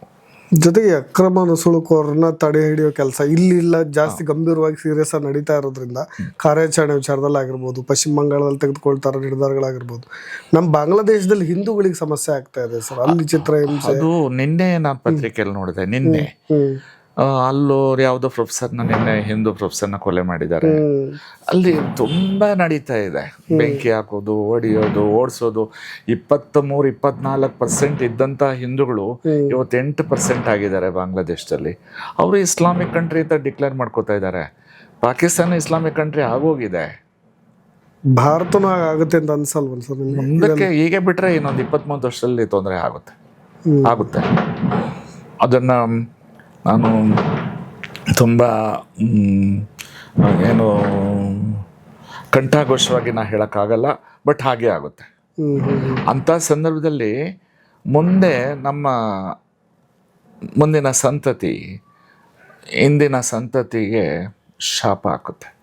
ಅಕ್ಷಮ್ಯ ಅಪರಾಧ ಮಾಡಿದ್ರು, ನಮ್ಮನ್ನು ಬದುಕಕ್ಕೆ ಬಿಡ್ತಾ ಇಲ್ಲ, ನಾವು ಇಷ್ಟು ಕಷ್ಟದಲ್ಲಿದ್ದೀವಿ. ಈಗ ಇಸ್ರೇಲಲ್ಲಿ 24 ಗಂಟೆ ಬಾಂಬ್ಗಳು ಬಂದುಗಳು, ಅದರ ಮಧ್ಯೆ ಜನ ಬದುಕ್ತಾ ಇದ್ದಾರೆ ಇಸ್ರೇಲಲ್ಲಿ. ಆದರೆ ಇಸ್ರೇಲ್ ಜನರ ಒಂದು ನೈತಿಕ ಸ್ಥೈರ್ಯನೇ ಬೇರೆ. ಆ ಸ್ಥೈರ್ಯ ನಾವು ಪಡ್ಕೋಬೇಕು. ನಾವು ಮುಂದೆ ಅಂಥ ಸಮಸ್ಯೆ ನಮಗೆ ಬಂದಾಗ ನಾವು ಎದುರಿಸ್ತೀವ? ಈ ಅಮೇರಿಕ ನಮ್ಮನ್ನು ಏನೇ ಆದರೂ, ನಾವು ಎಷ್ಟೇ ರಾಜಿ ಮಾಡಿಕೊಂಡು, ಎಷ್ಟೇ ಒಪ್ಪಂದಗಳು ಮಾಡಿಕೊಂಡ್ರು, ಮೊದಲಿಂದಲೂ ಅವರು ನಮ್ಮ ವಿರುದ್ಧನೇ ಇದ್ದಾರೆ. ನಮ್ಮನ್ನು ಬೆಳೆಯಕ್ಕೆ ಬಿಡೋದೇ ಇಲ್ಲ ಅವರು. ಅದಕ್ಕೆ ಪಾಕಿಸ್ತಾನಕ್ಕೆಲ್ಲ ಹಣಕಾಸಿನ ಸಹಾಯ, ಬಾಂಗ್ಲಾದೇಶಕ್ಕೆಲ್ಲ ಹಣಕಾಸಿನ ಸಹಾಯ, ಎಲ್ಲ ವಿಮಾನಗಳು, ಯುದ್ಧೋಪಕರಣಗಳು, ಪ್ರತಿಯೊಂದು ಅವರು ಕೊಡ್ತಾರೆ. ಕಾರಣ ಏನು? ನಮ್ಮ ತುಳಿಬೇಕು, ನಾವು ಮೇಲೆ ಬರಬಾರ್ದು. ಹೀಗಾಗ್ತದೆ. ಒಂದು ದೊಡ್ಡ ಷಡ್ಯಂತ್ರನೇ ಇದೆ ಇಸ್ಲಾಮಿಕ್ ಕಂಟ್ರಿಗಳದ್ದು ಭಾರತದ ವಿಚಾರದಲ್ಲಿ. ಹೌದು. ರಾಷ್ಟ್ರ ಕಟ್ತೀವಿ ಅನ್ನೋ ನಾಯಕರು ಎಲ್ಲೋ ಎಡುತ್ತಾ ಇದಾರೆ ಅಂತ ಅನಿಸ್ತಾ ಇದೆ ಸರ್, ಸೂಕ್ಷ್ಮ ನೋಡಿದ. ನಿಜ. ಒಂದು 20-25 ವರ್ಷಗಳಿಂದಲೇ ಅವರೊಂದು ಘೋಷಣೆ ಮಾಡಿದರು, ಯಾವ ರಾಷ್ಟ್ರಗಳಲ್ಲಿ ಏನೇನು ಆಡಳಿತ ತರಬೇಕು, ದಾರುಲ್ ಇಸ್ಲಾಂ ಅದು ಏನೇನೋ ಹೇಳ್ಕೊಂಡು ಮಾಡಬೇಕು. ಆ ದಿಕ್ಕಲ್ಲಿ ಈಗಾಗಲೇ ಅವರು ಭಾಗಶಃ ಯಶಸ್ವಿ ಆಗಿದ್ದಾರೆ. ಅದು ಇಂಗ್ಲೆಂಡಲ್ಲೂ ಆಗಿದೆ, ಫ್ರಾನ್ಸಲ್ಲೂ ಆಗಿದೆ ಸ್ವಲ್ಪ ಮಟ್ಟಿಗೆ. ಇಂಗ್ಲೆಂಡಲ್ಲಂತೂ ಅನೇಕ ನಗರಗಳಲ್ಲಿ ಅವರೇ ಮೇಯರ್ಗಳಾಗಿದ್ದಾರೆ. ಇದೆಲ್ಲ ಬೇರೆ ಬೇರೆ ಎಲ್ಲ ದೇಶಗಳಲ್ಲೂ ನಡೀತಾ ಇದೆ. ಜೊತೆಗೆ ನಾನು ನಿಮಗೆ ಹೇಳಲೇಬೇಕು ನೋಡಿ, ದ ಪಾಸ್ಪೋರ್ಟ್ ಆ್ಯಕ್ಟ್ ಅಂತ 1967 ಇದೆ ಸರ್, ಹಿಡ್ಕೊಂಡಿದ್ರು, ಅದಾಗಿ ನಾನು ತೋರಿಸ್ತಾ ಇದ್ದೀನಿ. ದ ಫಾರಿನರ್ಸ್ ಆ್ಯಕ್ಟ್ ಅಂತ ಇದೆ, ದ ಭಾರತೀಯ ನ್ಯಾಯ ಸಂಹಿತಾ 2023 ಅಂತ ಇದೆ, ದ ಸಿಟಿಜನ್ಶಿಪ್ ಆ್ಯಕ್ಟ್ 1955 ಅಂತ ಇದೆ ಸರ್. ಈ ರೀತಿಯಾಗಿ ಅಕ್ರಮವಾಗಿ ಬರೋದು ಅದು ಮೊದಲೇ ಅಫೆನ್ಸು, ಗೊತ್ತಿದೆ. ಕಾಯ್ದೆಗಳು ಏನು ಹೇಳುತ್ತೆ, ಏನು ಶಿಕ್ಷೆ ಇದೆ ಅವ್ರಿಗೆ? ಈ passport act, foreigners act, citizenship act ಒಂದಕ್ಕೊಂದು ಪೂರಕವಾಗಿರೋದು. ಇದರಲ್ಲಿ ವಿದೇಶಿ ಪ್ರಜೆ ಯಾವ ರೀತಿ ದೇಶದೊಳಗೆ ಬರಬೇಕು, ಯಾವ ದಾಖಲೆಗಳನ್ನು ಹೊಂದಿರಬೇಕು, ಎಷ್ಟು ದಿವಸ ಇರ್ಬೋದು, ಎಷ್ಟು ದಿವಸ ಆದಮೇಲೆ ಅವ್ರು ಹೋಗೋಕ್ಕಿಂತ ಮುಂಚಿತವಾಗಿ ಯಾರು ರಿನ್ಯೂ ಮಾಡಿಸ್ಕೋಬೇಕು, ಇವೆಲ್ಲ ನಿಯಮಗಳು ಅದರಲ್ಲಿದೆ. ಈ ನಿಯಮಗಳನ್ನು ಮೀರಿದ್ರೆ ಅದು ಶಿಕ್ಷಾರ್ಹ ಅಪರಾಧ, ಮತ್ತು ಅವರನ್ನು ಪತ್ತೆ ಹಚ್ಚಿ ಆ ದೇಶಕ್ಕೆ ದಬ್ಬಬೇಕು ಅನ್ನತಕ್ಕಂಥದ್ದಿದೆ. ಆಮೇಲೆ ಈಗ ಮತ್ತೊಂದು ಕಾಯ್ದೆ, ಈ ಭಾರತೀಯ ನ್ಯಾಯ ಸಂಹಿತೆ. ಈಗ ಯಾರು ಈ ದೇಶದ ಪ್ರಜೆಗಳಲ್ಲವೋ ಬೇರೆ ದೇಶ ಪ್ರಜೆಗಳಾಗಿ ಇಲ್ಲಿ ಬಂದು ಅವರು ಪೌರತ್ವವನ್ನು ಮೋಸದಿಂದ ಪಡೆದಿದ್ದಾರೆ. ನಾನು ಈಗಾಗಲೇ ಹೇಳಿದೆ, ರೇಷನ್ ಕಾರ್ಡ್ ಪಡೆದಿದ್ದಾರೆ, ಆಧಾರ್ ಕಾರ್ಡ್ ಪಡೆದಿದ್ದಾರೆ, ಪ್ಯಾನ್ ಕಾರ್ಡ್ ಪಡೆದಿದ್ದಾರೆ, ಡ್ರೈವಿಂಗ್ ಲೈಸೆನ್ಸ್ ಪಡೆದಿದ್ದಾರೆ, ಲೋನ್ ಪಡೆದಿದ್ದಾರೆ. ಅವರೆಲ್ಲ ಸುಳ್ಳು ದಾಖಲೆಗಳ ಆಧಾರದ ಮೇಲೆ ಪಡೆದಿದ್ದಾರೆ. ಮಾನವೀಯತೆ ಬೇರೆ ಪ್ರಶ್ನೆ. ಆದ್ದರಿಂದ ಆ ಎಲ್ಲ ದಾಖಲೆಗಳು ಮೋಸ ವಂಚನೆಯಿಂದ ಆಗಿರೋ ದಾಖಲೆಗಳಿಂದ ಅವರೆಲ್ಲೂ ಶಿಕ್ಷಾರ್ಹ ಅಪರಾಧ ಮಾಡಿದ್ದಾರೆ. 2 ವರ್ಷದಿಂದ 7 ವರ್ಷದ ತನಕ ದಂಡಿಸಲ್ಪಡಬಹುದಾದ, ಭಾರತೀಯ ಕಾನೂನಿನ ಅಡಿಯಲ್ಲಿ ಶಿಕ್ಷಿಸಲ್ಪಡಬಹುದಾದ ಅಪರಾಧಗಳನ್ನು ಮಾಡಿದ್ದಾರೆ. ಆದ್ರಿಂದ ಅವನ್ನೆಲ್ಲ ಪತ್ತೆ ಹಚ್ಚಿ ಅವ್ರ ದೇಶಕ್ಕೆ ವಾಪಸ್ ಕಳಿಸ್ಬೇಕು. ಅದು ಒಂದು ವೇಳೆ ಅದು ಆಗ್ಲಿಲ್ಲ ಅಂದ್ರೆ ತಳ್ಳಬೇಕು ಅವ್ರನ್ನ ಜೈಲಿಗೆ. ಬಾಂಗ್ಲಾದೇಶದವ್ರೆ ಅಂತ ಹೇಗೆ ಸರ್ ಕನ್ಸಿಡರ್ ಮಾಡೋದು? ಅವ್ರ ದಾಖಲೆಗಳನ್ನ ಪರಿಶೀಲನೆ ಮಾಡಿದಾಗ ಈಗ ಪುನೀತ್ ಕೆರೆಹಳ್ಳಿ ಹೋಗಿ ಪತ್ತೆ ಹಚ್ಚಿದ್ದನ್ನ ನಾವು ನೋಡಿದ್ವಲ್ಲ, ಸರ್ಕಾರ ಮಾಡ್ಬೇಕಾದ ಕೆಲಸ ಆ ಕೆಲಸ ಅವ್ರು ಮಾಡಿದ್ದಾರೆ. ಆ ವಿಚಾರ ಕೋರ್ಟ್ ಮುಂದೆ ಚರ್ಚಿಸುವಾಗ ಕರ್ನಾಟಕ ಹೈಕೋರ್ಟ್ ಅಲ್ಲಿ ವಾದ ವಿವಾದಗಳಲ್ಲಿ ನ್ಯಾಯಮೂರ್ತಿಗಳು ಪ್ರಶ್ನೆ ಕೇಳಿದ್ದಾರೆ, ನೀವ್ ಯಾಕೆ ಮಾಡಿಲ್ಲ? ಅದಕ್ಕೆ ಅವ್ರು ಮಾಡಿದ್ದಾರೆ, ಅವ್ರ ಮೇಲೆ ನೀವು ಯಾಕೆ ಕ್ರಮ ತಗೋತೀರಾ? ಅವ್ರು ಏನಾದ್ರು ದೌರ್ಜನ್ಯ ಮಾಡಿ ಹಿಂಸಾಚಾರ ಮಾಡ್ತಂದ್ ಮಾಡಿ ತಗೊಳ್ಳಿ, ಏನು ಮಾಡಿಲ್ಲವಲ್ಲ. ದೇಶದ ಹೌದು, ಜಸ್ಟಿಸ್ ನಾಗಪ್ರಸನ್ನ ಅವರ ಕೋರ್ಟ್ ಅಲ್ಲಿ ಹೀಗೆ ತೀರ್ಮಾನ. ದೇಶದ ಬೇರೆ ಬೇರೆ ಕೋರ್ಟ್ಗಳಲ್ಲಿ ಈ ವಿಚಾರಗಳು ಚರ್ಚೆ ಆಗಿದೆ. ಆದ್ರೆ ಯಾವ ಪ್ರಮಾಣದಲ್ಲಿ ಆಗಬೇಕು, ಎಷ್ಟು ಅದಕ್ಕೆ ಗಮನ ಕೊಡಬೇಕು, ಎಷ್ಟು ಶೀಘ್ರವಾಗಿ ಮಾಡಬೇಕು, ಅದು ಆಗ್ತಿಲ್ಲ. ಬಟ್ ಬಾಂಗ್ಲಾದೇಶಕ್ಕೆ ಆ ಕನ್ಸರ್ನ್ ಇಲ್ವಾ ಸರ್, ನಮ್ಮ ಜನರನ್ನ ಇಲ್ಲಿ ಉಳಿಸ್ಕೋಬೇಕು ಅನ್ನೋ ವಿಚಾರವಾಗಿ? ಅವ್ರಿಗೇನು ಬೇಕಿಲ್ಲ. ಅವ್ರದ್ದು ಉದ್ದೇಶ ಈ ಪಾಕಿಸ್ತಾನಿಗೆ ಬಾಂಗ್ಲಾದೇಶವ್ರಿಗೆ ಬೇರೆಯವ್ರ ಗಡಿಗಳು ಬೇಕು, ಬೇರೆಯವರ ಪ್ರದೇಶ ಬೇಕು, ಬೇರೆಯವ್ರ ಸೌಲಭ್ಯಗಳು ಬೇಕು, ಬೇರೆಯವ್ರ ಹಣ ಬೇಕು. ಆದರೆ ಬೇರೆಯವ್ರ ಬಗ್ಗೆ ಅವ್ರಿಗೆ ಕಾಳಜಿ ಇಲ್ಲ. ಬಾಂಗ್ಲಾದೇಶಕ್ಕೆ ಅಷ್ಟೆಲ್ಲ ತ್ಯಾಗ ಮಾಡಿದಂಥ ನಾವು ನಮ್ಮ ದೇಶಕ್ಕೆ ಅವ್ರು ಕೊಡ್ತಾ ಇರತಕ್ಕಂಥ ರಿಟರ್ನ್ಸ್ ಏನು? ಬಟ್ ಕೇವಲ ಅಲೆಮಾರಿಗಳಾಗಿದ್ದಾರ, ಇಲ್ಲಿ ಸ್ವಂತ ಮನೆ, ಸ್ವಂತ ಬಿಸ್ನೆಸ್? ಕೆಲವರೆಲ್ಲ ಸೈಟ್ಗಳು ತಗೊಂಡಿದ್ದಾರೆ, ಮನೆಗಳು ತಗೊಂಡಿದ್ದಾರೆ, ಇಲ್ಲಿ ಭಾಷೆಗೆ ಹೊಂದ್ಕೊಂಡಿದ್ದಾರೆ, ಆಮೇಲೆ ಇಲ್ಲಿ ಎಲ್ಲಾ ರೀತಿ ವ್ಯವಹಾರಗಳು ಮಾಡ್ತಾ ಇದ್ದಾರೆ. ವ್ಯವಹಾರಗಳು ಮಾಡಿ ಪ್ರತ್ಯೇಕತಾ ಮನೋಭಾವ ಬೆಳೆಸ್ಕೊತಾ ಇದ್ದಾರೆ. ಅದು ನಮ್ಮ ನೋವು ಉಂಟು ಮಾಡ್ತಿರ್ತಕ್ಕಂಥದ್ದು. ಮುಖ್ಯ ವಾಹಿನಿಯಲ್ಲಿ ಬಂದು ನಮ್ಮ ದೇಶದ ಅಭಿವೃದ್ಧಿಗೆ ಅವರು ಪೂರಕವಾದ್ರೆ ಅದು ಯೋಚಿಸ್ಬೋದು. ಆದ್ರೆ ಇದು ಹಾಗಾಗ್ತಿಲ್ಲ. ತದ್ವಿರುದ್ಧ ವೈರುಧ್ಯ. ನಮಗೆ ಹೆಚ್ಚು ಕಮ್ಮಿ ಹೇಳೋದಾದ್ರೆ ಪರಮಶತ್ರುಗಳೇ. ಸೊ ಕಂಪ್ಯಾರಿಟಿವ್ಲಿ ನಮಗೆ ಚೀನಾ ಮತ್ತೆ ಪಾಕಿಸ್ತಾನ, ಬಾಂಗ್ಲಾದೇಶ, ನಿಮ್ಗೆ ಗೊತ್ತಿರೋ ಹಾಗೆ ನೇಪಾಳ, ಇವೆಲ್ಲ ಗಡಿಗಳನ್ನು ಹೋಲಿಸ್ಕೊಂಡ್ರೆ ಬಾಂಗ್ಲಾದೇಶ ಅತಿ ಉದ್ದವಾದ ಗಡಿ ಸರ್. ಅಕ್ರಮವನ್ನು ಸುಳುವರಿಗೆ ಬಹಳ ಸೇಫ್ಲೆಸ್, ಎಚ್ಚರಿಕೆಯಿಂದ ಇರ್ಬೇಕಾಗಿರೋದು ನಮ್ಮ ಸೇನಾ ವ್ಯವಸ್ಥೆಗಳು. ಎಷ್ಟು ಈ ವಿಷಯದಲ್ಲಿ ಎಷ್ಟು ಎಚ್ಚರಿಕೆಯಿಂದ ಇರಬೇಕಾಗತ್ತೆ, ಎಷ್ಟು ಮುನ್ನೆಚ್ಚರಿಕೆಗಳನ್ನು ತೆಗೆದುಕೊಳ್ಬೇಕಾಗತ್ತೆ, ಏನು ಸೊಲ್ಯೂಷನ್ಸ್ ಸರ್ ನೀವು ಗಮನಿಸೋದಾದ್ರೆ? ಬಾಂಗ್ಲಾದೇಶ ಮತ್ತು ಪಾಕಿಸ್ತಾನದ ಅಂತಾರಾಷ್ಟ್ರೀಯ ಗಡಿ ನಮ್ಮ ಜೊತೆಗೆ ತುಂಬ ದೊಡ್ಡದಿದೆ. ಅದಕ್ಕೆ ಬಹಳ ಗಟ್ಟಿಮುಟ್ಟಾದ ಬೇಲಿ, ಬಾರ್ಡರು ಪ್ರೊಟೆಕ್ಷನ್ ಮಾಡ್ಕೋಬೇಕು. ಮತ್ತು ಅಲ್ಲಿ ಡ್ರೋನ್ಗಳನ್ನು ಬಳಸ್ಕೋಬೇಕು. ಯಾರು ಆ ಕಡೆಯಿಂದ ಈ ಕಡೆ, ಈ ಕಡೆಯಿಂದ ಆ ಕಡೆಗೆ ಏನು ಮಾಡ್ತಿದ್ದಾರೆ ಚಲನವಲನವನ್ನು ತೀವ್ರವಾಗಿ ನಿಗಾ ವಹಿಸಿ ನಮ್ಮ ಬಾರ್ಡರ್ ಸೆಕ್ಯೂರಿಟಿ ಫೋರ್ಸು ಮಾಡಬೇಕು, ನಮ್ಮ ವೀರ ಸೈನಿಕರು ಮಾಡಬೇಕು, ಸಂಬಂಧಪಟ್ಟ ಗೂಢಚಾರ ಇಲಾಖೆಯವರು ಮಾಡಬೇಕು, ಸೆಂಟ್ರಲ್ ಮತ್ತು ಸ್ಟೇಟ್ ಇಂಟೆಲಿಜೆನ್ಸು ಇದ್ರ ಬಗ್ಗೆ ಹೆಚ್ಚು ಗಮನ ಕೊಡಬೇಕು. ಸ್ವಲ್ಪ ಮಟ್ಟಿಗೆ ಅಸ್ಸಾಮಲ್ಲಿ ಅದನ್ನು ಮಾಡ್ತಾ ಇದ್ದಾರೆ. ಅಲ್ಲಿನ ಪೊಲೀಸರು ತುಂಬ ಸ್ಟ್ರಿಕ್ಟ್ ಆಗಿ ಮಾಡ್ತಿದ್ದಾರೆ ಅನ್ನೋದನ್ನು ನಾವು ಗಮನಿಸ್ತಾ ಇದ್ದೀವಿ. ಪಶ್ಚಿಮ ಬಂಗಾಳದಲ್ಲಿ ಏನೂ ಆಗ್ತಾ ಇಲ್ಲ, ತ್ರಿಪುರದಲ್ಲೂ ಪರವಾಗಿಲ್ಲ. ಆದರೂ ಸಹ ನಮ್ಮ ಬಾರ್ಡರ್ ಸೆಕ್ಯೂರಿಟಿ ಫೋರ್ಸ್ಗೆ ಅವ್ರು ಯಾರೋ ಬಂದು ಕೋಳಿ ಕೊಟ್ರೆ, ಕುರಿ ಕೊಟ್ರೆ ಈಲ್ಡ್ ಆಗಬಾರ್ದು, ಹಣ ಕೊಟ್ರೆ ಈಲ್ಡ್ ಆಗಬಾರ್ದು. ಅವರು ದಾಖಲೆ ಇದೆಯಾ ಇಲ್ವಾ ಪರಿಶೀಲನೆ ಮಾಡಬೇಕು. ನುಸುಳುಕೋರನ್ನ ಯಾವುದೇ ಕಾರಣಕ್ಕೆ ಮುಲ್ಲಾಜಿಲ್ಲದೆ ರಾಜಿ ಮಾಡಿಕೊಳ್ಳದೆ ಒದ್ದಾಗಬೇಕು. ಇದು ಆಗ್ಲೇಬೇಕು. ಇದಕ್ಕೆ CCTV ಬಳಸ್ಕೋಬೋದು, ಡ್ರೋನ್ ಬಳಸ್ಕೋಬೋದು, ಹೈಟೆಕ್ ಬೇಕಾದ ಟೆಕ್ನಾಲಜಿಗಳಿದೆ. ಮತ್ತೆ ಬಾರ್ಡರ್ ಫೆನ್ಸಿಂಗು ಬಲವಾ ಮಾಡಬೇಕು. ಮತ್ತು ನಮ್ಮ ಮಿಲಿಟ್ರಿ ಮತ್ತು ನಮ್ಮ ಸೈನಿಕರಿಗೆ, BSFನವ್ರಿಗೆ, CRPFನವ್ರಿಗೆಲ್ಲ ನೈತಿಕ ಸ್ಥೈರ್ಯ ತುಂಬಬೇಕು. ಅವ್ರಿಗೆ ನಾವು ರಕ್ಷಣೆ ಮಾಡಬೇಕು. ಏನಾದರೂ ಅನಾಹುತಗಳಾದಾಗ ಅವರು ಪರವಾಗಿ ನಿಲ್ಲಬೇಕು. ಹಿಂದೆ ಒಂದು ಸಲ BSF ಸೈನಿಕರನ್ನೆಲ್ಲನೂ ಕೆಲವೊಂದು ಮರ್ಮಾಂಗಳೆಲ್ಲ ಕತ್ತರಿಸಿ ಆ ರೀತಿ ಎಲ್ಲ ಸೈನಿಕರಿಗೆಲ್ಲ ಆಗಿದ್ದು ಉದಾಹರಣೆಗಳಿದೆ. ಇದೆಲ್ಲ ಗಮನದಲ್ಲಿ ನಮ್ಮ ಕೇಂದ್ರ ಸರ್ಕಾರ ಇಟ್ಕೊಂಡು ಕೆಲಸ ಮಾಡಿ ನುಸುಳುಕೋರನ್ನ ತಪ್ಪಿಸಿದ್ರೆ ನಾವೊಂದಷ್ಟು ದಿನ ನೆಮ್ಮದಿಯಾಗಿರ್ತೀವಿ. ನಮ್ಮ ದೇಶ ಉಳಿಯುತ್ತೆ, ನಮ್ಮ ಧರ್ಮ ಉಳಿಯುತ್ತೆ, ನಮ್ಮ ಸಂಸ್ಕೃತಿ ಉಳಿಯುತ್ತೆ, ನಮ್ಮ ಆಚಾರ ವಿಚಾರ ಉಳಿಯುತ್ತೆ. ಇದ್ರ ಬಗ್ಗೆ ಗಮನ ಕೊಡಬೇಕು. Thank you sir. ಭವ್ಯ ಭಾರತದ ಭವಿಷ್ಯ ನೋಡಿ ಎಷ್ಟು ಆತಂಕವಾಗಿದ್ದು ನೆನೆಸ್ಕೊಂಡ್ರೆ ಮೈ ಜುಮ್ ಅಂತ ಅನ್ಸುತ್ತೆ. ದೊರೆರಾಜು ಅವರು ಭಾಳ ಡೀಟೇಲ್ಡಾಗಿ ಹೇಳಿದ್ರು, ಭಾರತ ನಾವು ಕಟ್ಟಬೇಕು ಅಂತ ಅಂದರೆ ನಮ್ಮ ಮುಂದಿನ ಪೀಳಿಗೆಗೆ ನಮ್ಮ ಭಾರತವನ್ನು ಬಿಟ್ಟು ಹೋಗಬೇಕಾದ್ರೆ ಅವ್ರು ನಮ್ಮನ್ನು ನೆನೆಸ್ಕೊಳ್ಬೇಕಾದ್ರೆ ಆ ಥರದ್ದು ಒಂದು ಒಳ್ಳೆಯ ರೀತಿಯಾಗಿ ನೆನೆಸ್ಕೋಬೇಕು, ಶಪಿಸಬಾರ್ದು, ಶಾಪ ಹಾಕಬಾರ್ದು. ಆ ರೀತಿಯಾಗಿ ಆಗುತ್ತೆ ಅನ್ನೋ ಭಯವನ್ನು ಕೂಡ ಅವ್ರು ಹೇಳ್ತಾ ಇದ್ದಾರೆ. ಎಚ್ಚೆತ್ಕೊಳ್ಳದೇ ಇದ್ದರೆ ಇದೇ ಬಾಂಗ್ಲಾ ನುಸುಳುಕೋರರ ವಿರುದ್ಧವಾಗಿ. ಸೊ ಹಾಗಾಗಿ ಬಹಳ ಪ್ರೆಷಿಯಸ್ ಮಾಹಿತಿಯನ್ನು ಕೊಟ್ಟರು ಅಂತ ನಾನು ಅಂದ್ಕೊಳ್ತೀನಿ. ಇನ್ನಷ್ಟು ಅಪ್ಡೇಟ್ಸ್ಗಳೊಂದಿಗೆ ಮತ್ತೆ ಬರ್ತೀನಿ. ನಾನು ರಾಕೇಶ್ ಆರುಂಡಿ, ಧನ್ಯವಾದ.